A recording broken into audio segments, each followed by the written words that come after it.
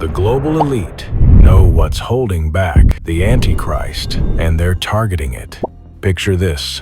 One of the most brilliant minds in Silicon Valley, a man who co-founded PayPal, made the first major investment in Facebook, and built Palantir into a multi-billion-dollar surveillance empire, stands before an audience at Cambridge University and says something that should terrify every person on Earth. We should be way more worried about the Antichrist, because no one's worried about it. He's worth over $7 billion. He's advised presidents and prime ministers. He's built the very technologies that governments use to monitor their citizens. And he's warning us that we're walking straight into the most sophisticated trap in human history. But here's what will shock you about his warning. He's not talking about some distant religious prophecy. He's talking about political and technological forces that are converging right now, in real time, using a biblical concept that explains exactly how the world will submit to totalitarian control. The concept is called the katakon. In Greek, it means the restrainer. And according to Thiel, it's being systematically destroyed before our very eyes. What I'm about to show you will change how you see every major crisis of our time. And what if a man who wrote about this pattern 2,000 years ago understood exactly how it would unfold? The Apostle Paul wrote about forces that restrain evil and chaos, but he also warned that those restraining forces would eventually be taken out of the way. And when that happens, he said, "Then shall that wicked be revealed." Peter Thiel believes we're living through that removal right now. And if he's right, what comes next will make every dystopian novel look like a children's fairy tale. To understand what Peter Thiel is really warning us about, we need to go back 2,000 years to a mysterious passage written by the Apostle Paul. In his second letter to the Thessalonians, Paul wrote about the end times. He described a coming figure called the man of sin, or the son of perdition, what we now call the Antichrist. But Paul said, this figure couldn't be revealed yet, because something was holding him back. And now ye know what withholdeth, that he might be revealed in his time. For the mystery of iniquity doth already work. Only he who now letteth will let, until he be taken out of the way. The Greek word Paul used was katakon, the restrainer, something or someone that holds back chaos, prevents the rise of ultimate evil, maintains order, and prevents the collapse of civilization. Some said it was the Roman Empire. Others said it was the Catholic Church. Some believed it was individual Christian leaders or institutions. But Peter Thiel says something interesting. He understands that the katakon isn't just one thing. It's a principle. It's any force, political, technological, cultural, spiritual, that restrains the concentration of power and prevents totalitarian control. The Roman Empire served as katakon by maintaining order and allowing Christianity to spread. Democratic institutions serve as katakon by distributing power and preventing tyranny.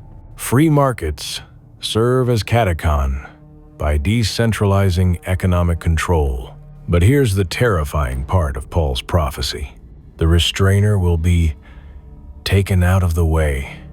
And when that happens, then shall that wicked be revealed, whom the Lord shall consume with the spirit of his mouth, and shall destroy with the brightness of his coming. Peter Thiel believes we're living through the systematic removal of every major restraining force in our civilization. But to understand how this removal is actually taking place, we need to examine the single most important year in human history. The year when genuine existential risk became possible for the first time. The year everything changed. The 6th of August, 8:15 a.m., Hiroshima, Japan. For the first time in human history, a single weapon destroyed an entire city in seconds. 3 days later, Nagasaki was obliterated. Within months, it became clear that human beings had finally developed the ability to destroy their own species, and almost immediately, the political implications became obvious. In 1946, just 1 year after Hiroshima, the Federation of American Scientists produced a short film called One World or None. The message was simple and terrifying. Nuclear weapons make world government necessary. Either humanity unites under a single global authority, or humanity destroys itself. The film opens with footage of nuclear explosions. The narrator explains how these weapons could destroy civilization. And then comes the inevitable conclusion. There is no defense against atomic weapons except through the prevention of war. And the prevention of war demands the renunciation of force by all nations. In other words, world government or extinction. One world or none. This wasn't presented as a choice between good and evil. It was presented as a choice between survival and annihilation. Who could argue against survival? But Peter Thiel recognized something profound about this framing. The atheist philosophical framing is one world or none, he said, and global destruction. But here's what will shock you about what's happened since 1945. Every major crisis has been used to justify more centralized control. Every threat has been used to argue for less human freedom.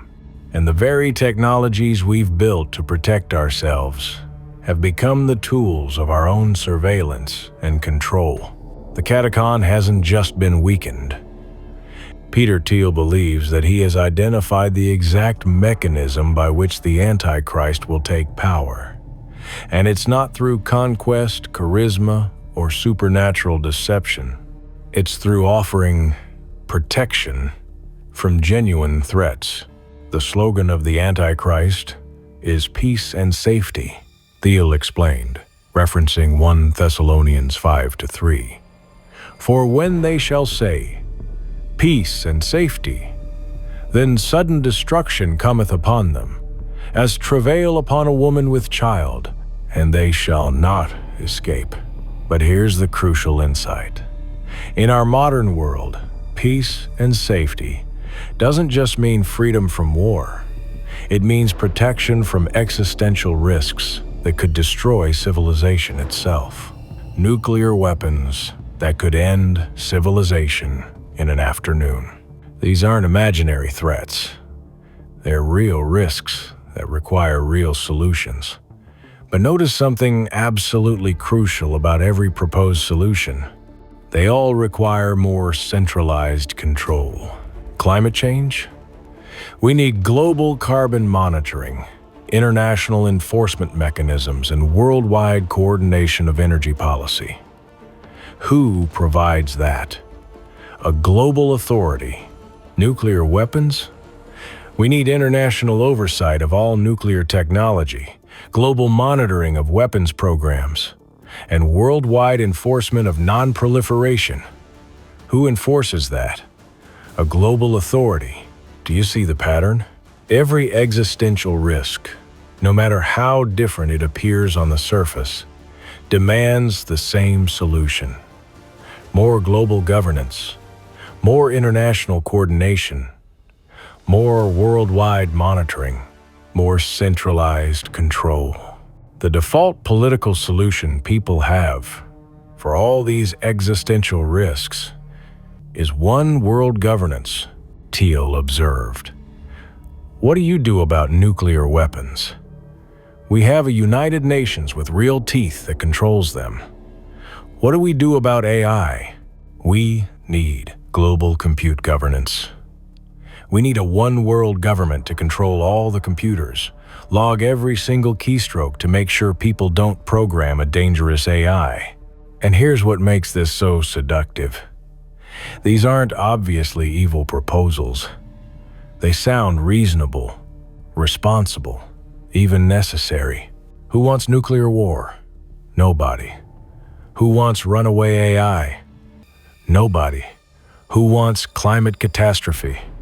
Nobody. So when someone offers to protect you from these threats, it feels like salvation, not enslavement. But think about what these solutions actually require. Global carbon monitoring means tracking and controlling every aspect of human economic activity. Global AI governance means monitoring every computer, every algorithm, every line of code. Global health surveillance means tracking every person's medical status, travel, and social contacts. Global nuclear oversight means controlling every nation's energy and defense policies. Add them all together, and you get a system of total surveillance and control that would make every historical dictatorship look primitive by comparison. And it's all justified by the promise of peace and safety. But there's something even more disturbing about this pattern that most people miss. Here's where Peter Thiel's warning becomes deeply personal. The man warning us about technological control helped build the very systems that make that control possible. Thiel co-founded PayPal, which pioneered digital financial surveillance. He was the first major investor in Facebook, which became one of the largest data collection operations in human history. He built Palantir into a multi-billion-dollar company that helps governments track and monitor their citizens. When asked about this apparent contradiction, Thiel didn't dodge the question. Look, there are all these different scenarios. I obviously don't think that that's what I'm doing. But then, he made a crucial point. You can't just retreat to a monastery. This is the dilemma of our time. The same technologies that enable freedom also enable control. The internet that allows you to access information also allows governments to monitor your activities. The smartphones that connect you to the world also track your every movement. The artificial intelligence that could solve humanity's greatest problems could also replace human decision-making entirely. We're trapped in what Thiel calls a technological double-bind. We need technology to solve the problems that technology created. But every technological solution creates new problems that require more technological solutions. Consider artificial intelligence. AI could revolutionize medicine, education, and scientific research. It could eliminate poverty, solve climate change, and extend human lifespans. But it could also eliminate jobs, concentrate power, and make human beings obsolete. So, what's the proposed solution? More AI to control AI. Global AI governance systems that use artificial intelligence to monitor artificial intelligence development. Meta-surveillance systems that watch the surveillance systems. Each layer of technological control justified by the need to control the previous layer. It's not random. It's not accidental. It's the inevitable result of what happens when you try to solve human problems through purely technological means. One of the key failures of totalitarianism in the 20th century was it had a problem of knowledge, Thiel explained. It couldn't know what was going on all over in the world. So you need the AI, or whatever else, to be capable of helping the peace and safety totalitarian rule. Think about what that means. Previous dictatorships failed because they couldn't monitor and control everyone simultaneously. They didn't have the technological capability to implement total surveillance. We're building that capability right now, not because we want to create a dictatorship, but because we want to solve problems, prevent pandemics, fight climate change. But every solution we build makes the next level of control possible. And every level of control makes the next crisis more likely to be solved through even more control. We're not just building the infrastructure for the one-world state. We're building it while convincing ourselves we're doing it for good reasons. There are 10 prophetic consequences that will follow the complete collapse of restraint. Consequence number 1. The Antichrist will be revealed. And then shall that wicked be revealed. Right now, the Antichrist is hidden. He may be alive. He may already be rising through political or global systems, but he cannot fully emerge until the restraint is gone. The moment it collapses, he steps forward with peace, with promises, with deception, and the world will follow him. The restraint is the only thing standing between us and the rise of the most dangerous man in history. The Antichrist will come with counterfeit miracles, signs, and wonders so strong that many will believe he is a savior. Consequence number 2, global delusion will take over. God shall send them strong delusion that they should believe a lie. 2 Thessalonians 2:11. Once the restraint is removed, truth will vanish. Logic will crumble. Right and wrong will flip. And the masses will believe the lie. Not just a little lie. A massive deception that controls minds, media, politics, and religion. What lie could be so strong that people would choose it over truth even in the face of chaos? It won't feel like deception.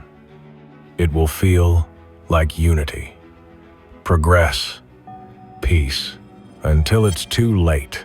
Consequence number 3, the rise of the one-world religion.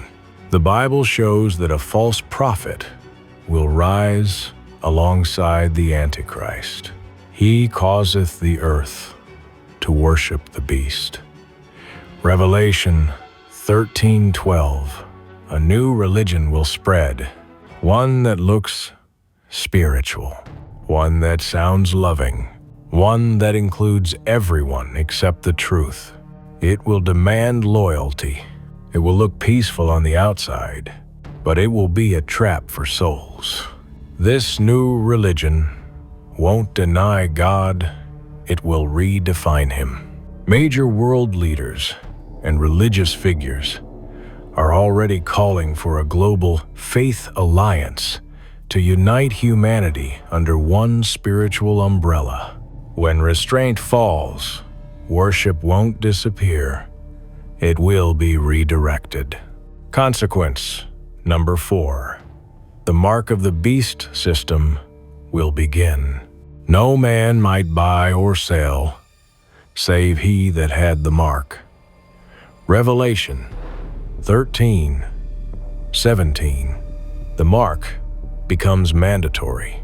You won't be able to buy food, pay rent, travel, or even work without full allegiance to the beast. Could the technology for this system already be in place? And are people already being conditioned to accept it? Biometric payment systems, digital IDs, and AI surveillance tools are already in development across every major continent. The mark won't start with force. It will start with fear, then control. Consequence number 5. Massive persecution of believers. They will stand alone. The Antichrist will hunt them. They will be arrested, beaten, killed. They love not their lives unto the death. Revelation 12:11. These believers will be bold, but they will suffer. Would you still follow Jesus if it cost you everything? Today, over 360 million Christians already live in places where persecution is severe. Imagine that, multiplied across every nation. When the restrainer is removed, the true cost of faith will be revealed. Consequence number 7. A global war unlike anything before. Nation shall rise against nation. Matthew 24:7. The Bible describes warfare that shakes the planet. Armies marching from the east, invasions into Israel, famines, plagues, and death. And without restraint, no nation will hold back. Nuclear weapons, bioweapons, drones, cyber attacks. The beast will thrive on war, and peace will vanish. Without the Holy Spirit's hand, earth becomes a battlefield. From spiritual collapse to political collapse to global war. If you think war is scary now, this is the beginning of sorrows. Consequence number 8. The return of open satanic worship, and they worshipped the dragon. Revelation 13:4. Yes, that's in the Bible. When the restrainer is gone, Satan no longer hides. People won't just reject God. They will worship the beast. They will call evil good. They will celebrate what is cursed. Satanism will go mainstream. Occultism will be normal. What happens when darkness no longer has to pretend? When light leaves, shadows take center stage.